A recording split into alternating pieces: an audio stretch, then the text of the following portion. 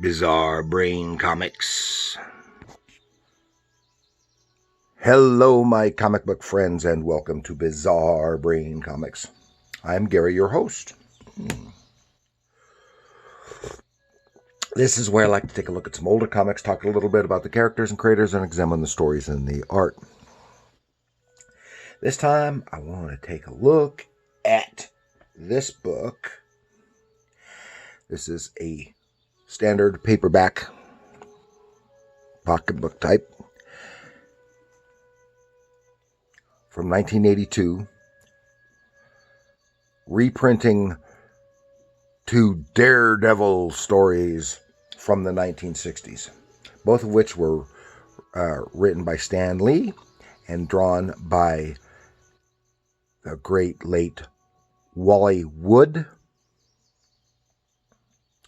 with inks by Sam Rosen. This has a beautifully painted cover by Bob Larkin, who did a lot of the book covers like this, as well as a lot of the painted covers for the for Marvel's black and white magazine titles, most specifically The Savage Sword of Conan, along with Earl Norham. They did some wonderful work here. As I said, this is from 1982, but the stories are from the mid 60s. The first story in this features Daredevil even though it's all black and white, but it features Daredevil from the time when he had the yellow costume.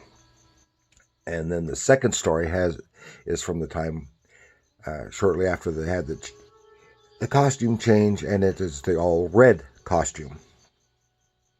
And that was introduced by Wally Wood himself.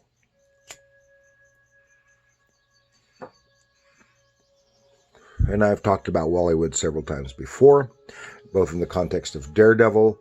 After he left Daredevil, he went on to Tower Comics, where he created the Thunder Agents, which ran for a couple of years, as well as he had a lot of independent work and self-published stuff, stuff for men's magazines, etc., as well as later doing more work for Marvel and DC. And previously it also covered the one of the earlier paperback books like this, but it was from the 60s, and that one featured the artwork of John Romita Sr., who we just recently lost, and it had Daredevil and Spider-Man together. And that was their second appearance together, their second meeting, but it was John Romita's first doing Spider-Man. It was just before he moved over to the Spider-Man title. It was basically a tryout for that. So, but this is the Wally Wood era was probably my favorite, artistically speaking.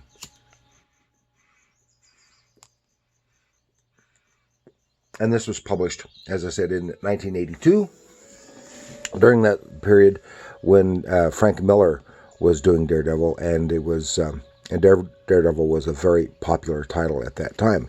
And in fact, here in the frontispiece, it actually shows the only Frank Miller Daredevil. I believe that's Frank Miller. Yeah, it should be Daredevil in this volume. And you can see here, I got it at a secondhand bookstore. I've had this for nearly probably over 30 years, from secondhand bookstore, Books, Clocks, and Rocks in Sterling, Colorado. Got it for 85 cents. The original cover price was $1.75. And it's probably worth a lot more than that now. Before we delve into the book, take just a moment. See my character cards here. There's all these nice Marvel characters.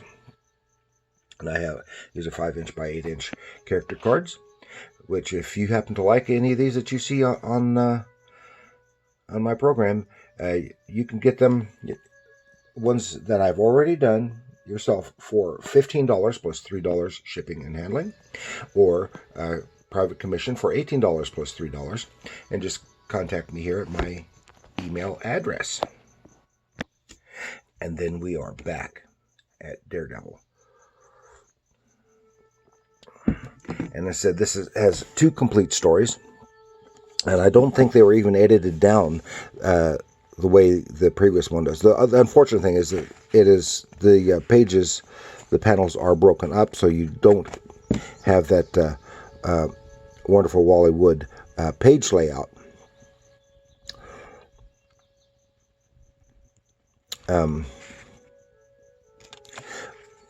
So you don't have the flow of it, but they're still good, interesting stories. And this first one is: the man without fear learns for the first time what it means to be truly afraid when he is trapped by the fellowship of fear. And this has a splash page with filled with tension as Daredevil stands on the edge of one of the skyscrapers. And then we see below there's a movie crew apparently working on a movie. It's about some villains that he is familiar with doing a bank robbery, and these happen to be Ox and the Eel. And Ox, I believe, was originally from Spider-Man stories, and really looks like a Ditko design. And he's curious, and then he realizes that it's an actual robbery, and the film is a cover. He goes down, and they instantly get in a fight, and and great Wally Wood art here, great action, lovely work. The figures in motion, in action, and they fight. The movie crew takes off, wants to get their stuff out of the way, and then we see the main villain. The introduction of Mr. Fear. Here he is, Mr. Fear, and he shoots his gun with a little pellet, hits close to Daredevil, and releases a fear gas. So in that regards, Mr. Fear, is very similar to Batman's Scarecrow with his fear gas. And Daredevil is frightened and takes off, and the crooks get away. And then he's lamenting his fear. He doesn't understand what's going on. Why was he so afraid? And meanwhile, then we get to see a little bit of Mr. Fear himself with his backstory of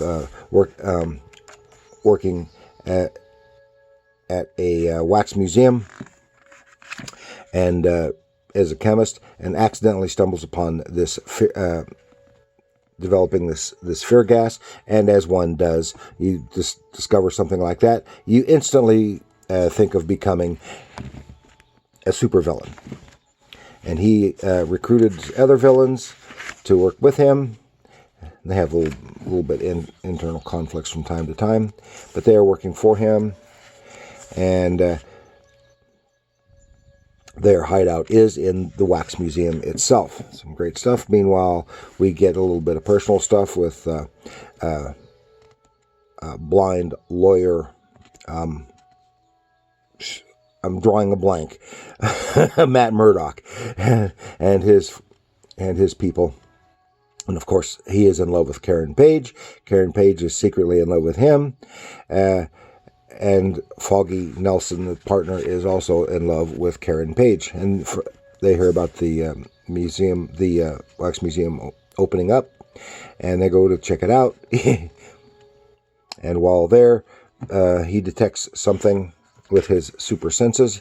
He later goes back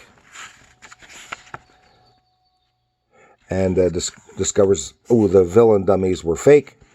Well, they weren't. They were the real people. And Foggy is suspicious about something, and he goes back to the museum as well. Gets caught in the middle of the superhero fight. Is knocked out. The villains take off, and Daredevil takes Foggy to the hospital. And here's this lovely one panel here of Karen Page on the phone. It is just a beautiful rendition, and phones, especially those old-fashioned phones, are not really as easy to draw as one might think, but he captured that so realistically in just a few lines. And so they're wondering what's going on. Daredevil is suspicious. The villains think Foggy knows something more about them. They go to take care of him once and for all, while Daredevil is basically using him for bait. Breaks in. They have the fight in the hospital. Turning out the lights, and the villains get away, and Foggy is saved. Then he goes back to the wax museum, and the villains have returned. And then fight. He was just followed their trick, disguised as a wax dummy, and he turns on a fan so that to blow away the fear gas, so he is no longer intimidated by the fear gas. And fight.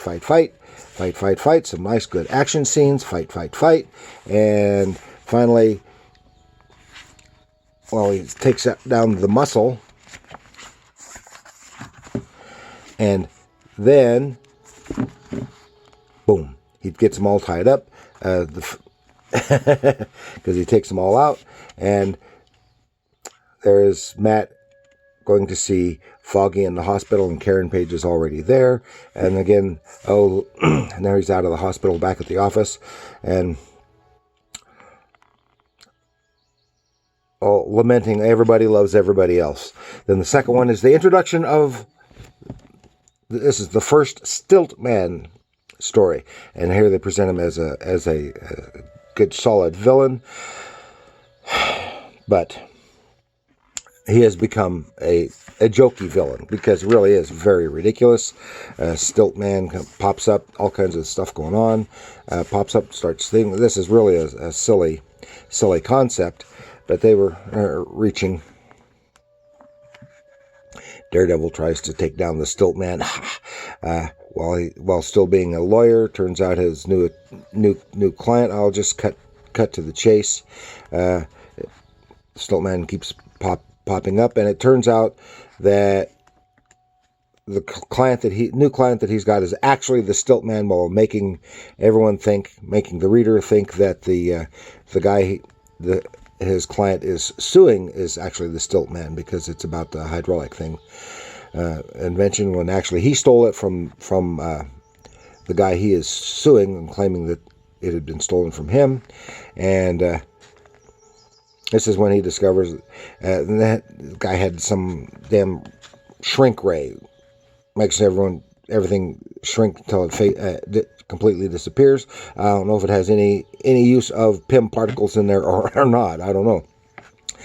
But ultimately, he tries to take out Daredevil with this silly ray, and accidentally zaps himself. He shrinks down into nothingness and disappears, making you think that that's the end of the Stilt Man. But of course he comes back, and more interpersonal stuff.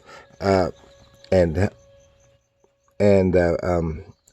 Karen Page storms out, angry at Matt Murdock for something. It's a soap opera. And that's all we've got this time for this volume of Daredevil reprint stories. with the artwork of the great Wally Wood. I'll be bringing up Wally Wood again in other contexts. He's just like my favorite Daredevil artist. So that's all I've got. I hope you enjoyed this book. If you've never seen it, let me know if you've never seen it, or if you've seen it before, or have a copy of it, or the stories that the issues that this was originally reprinting. Let me know, and let me know what you think of them. Were there parts that were left out? And please like, share, subscribe, and do leave comments. I appreciate reading your comments. And remember, people, comics are art.